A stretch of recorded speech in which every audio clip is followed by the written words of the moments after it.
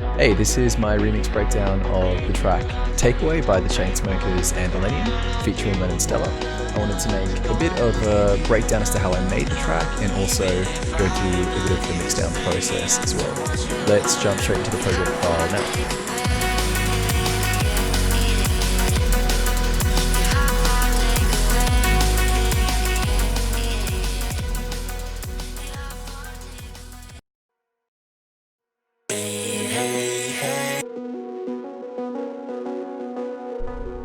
We start with the analog pads. So a couple of things going on here. We've just got the main progression, like a sort of delay back and forth with a little bit of a counter melody. And a third layer.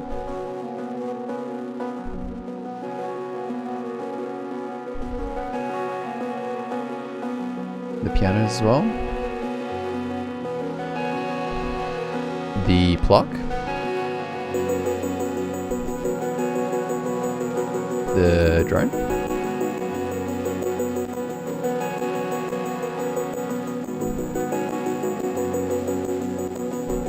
And the main lead's coming now.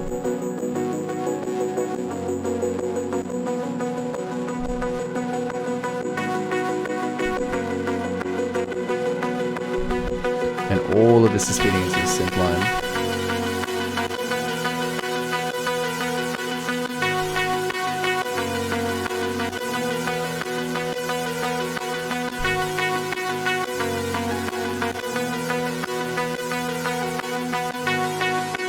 Okay, and I've got some distortion, which, yeah, it slowly builds.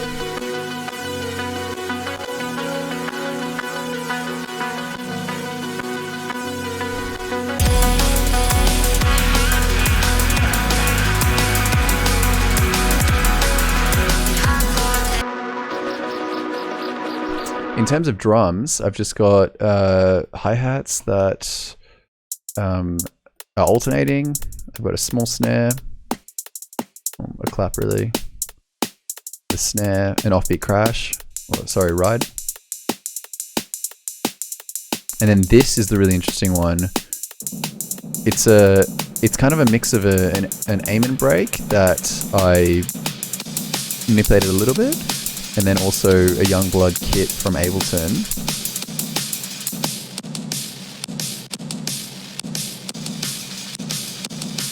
And this has the Soundtoys Devil lock on it, which did an unbelievably good job of adding some distortion to the highs and really drove the whole sound home really, really well.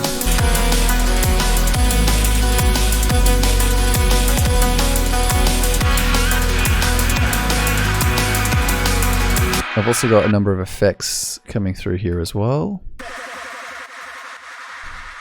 And just like noise sweeps, noise rises, and just...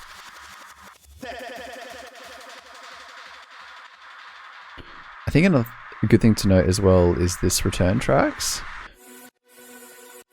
The amount of life that return tracks adds into the entire piece.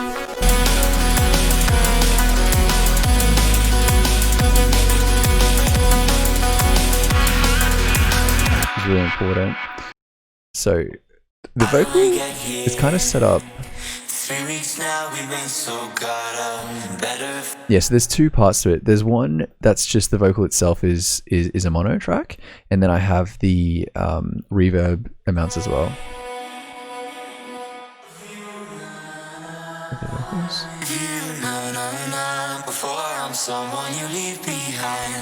These are also going to another subgroup that has like just the chain itself, and then also an echo, so feedback and dry wet chain as well. And this helps with a number of things, so transitions, and then also making some little vocal delays.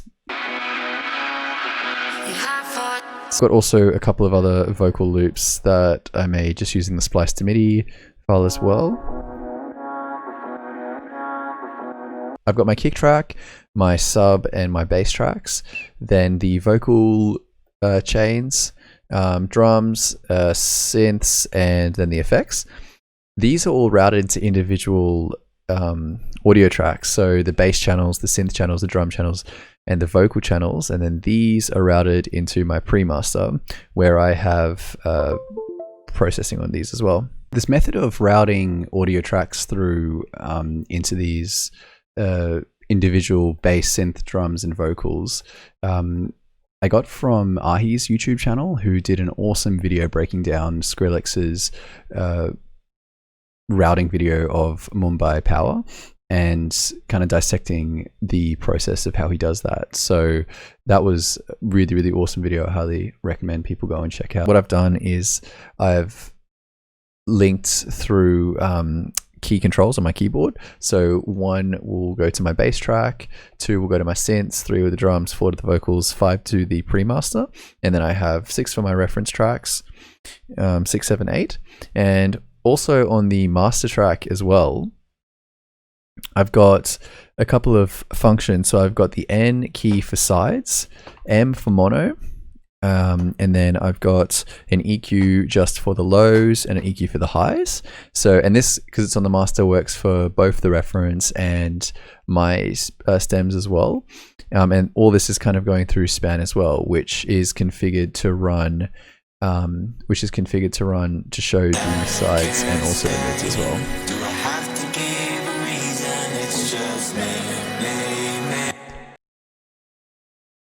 Okay, so regarding the visuals, I'm in After Effects now, and there's a couple of themes that are going through.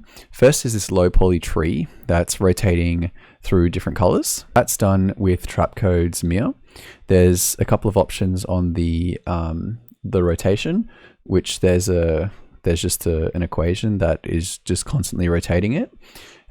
There's also automation on the color, so to change colors between red and blue and pink and all those.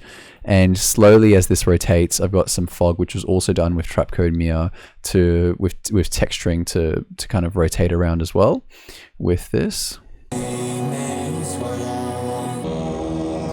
I've also got these hearts, because your heart for takeaways, I guess, was one of the inspirations for the visuals. And so I have a 3D model put in as a 3D model to Trapcode Mia, and then put this as a wireframe. These are in different colors, and then they're also rotating around with a larger heart coming in from here, just zooming from in to out. And there's just the backgrounds are changing as well. I've got actually a couple of different background colors, so these are all stacked together just as the track goes through, and yeah, so they just stay like that. And then some overlays with some text going through, and this heart is it's the parameters are changing to start as a 3D object and then moving around. So you can see here that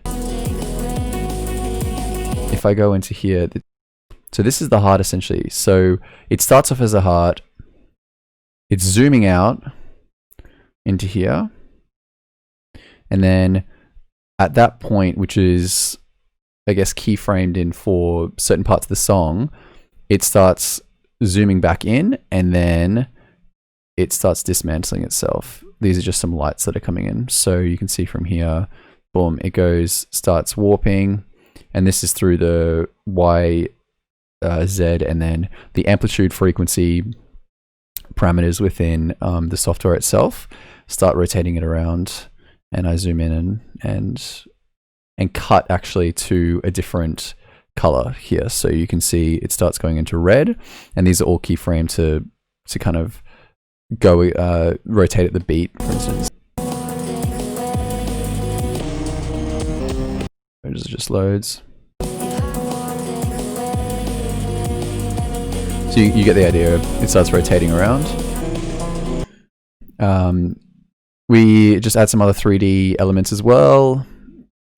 Keep the text and the lines, the geometry going through, and then yeah, we come back to the heart again with different backgrounds and overlays. And I also added some strobe to alternate between purple and black.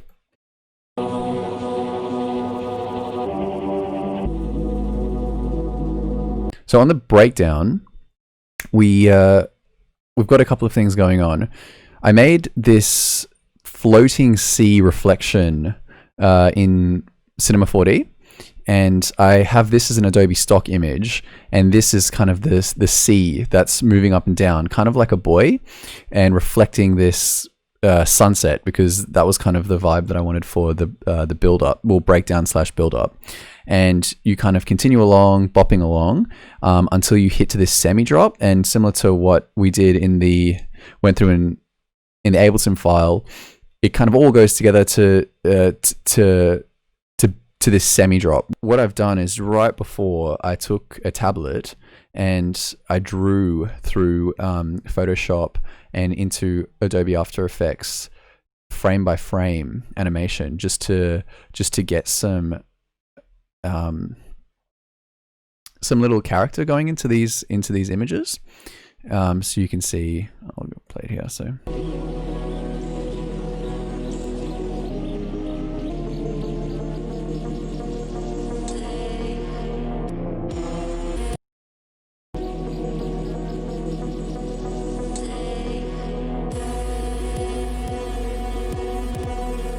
and these are all like just added on frame by frame. And what I did for this one is I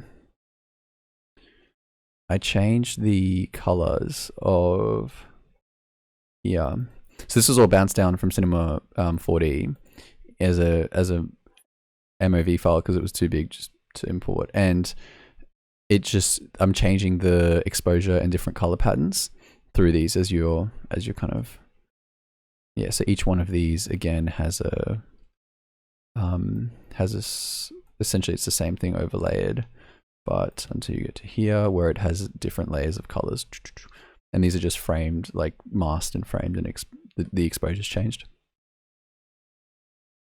And these just get stacked on top of each other while I'm just overlaying the different images. So these are all, so here's my paint. So these are all the brush strokes that get put through for each of these.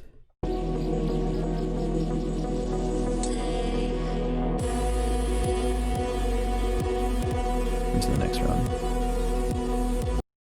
And then, yep, and then I start overlaying another heart graphic that I did, but this time in a solid that has its own lighting and kind of a different color scheme, until we get to the main drop, which is Trapcode Mirror is again, but now as a solid with a bunch of lights and strobes illuminating from the back to create this kind of intense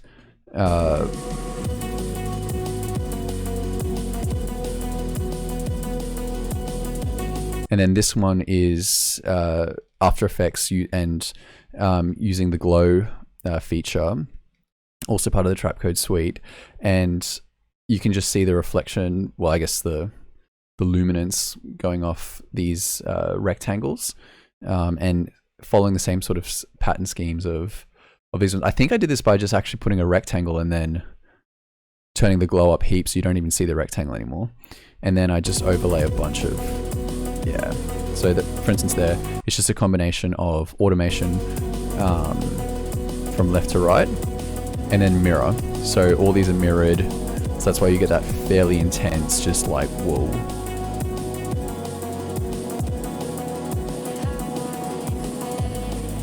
And then these are some mirror projects that I did a couple of months back, and I didn't have anywhere to put it, so I stored it. And they're just different geometries that are flipping and flowing on themselves. And yeah, I just saved that and actually put it in to this project, which was super handy. This one here was one of my first projects that I did in Cinema 4D, and it was just a combination of spheres, white spheres with some shadows, and Trapcode Particular for the gold bubbles coming through, and just different camera angles. And then at the end we come back to the poly tree.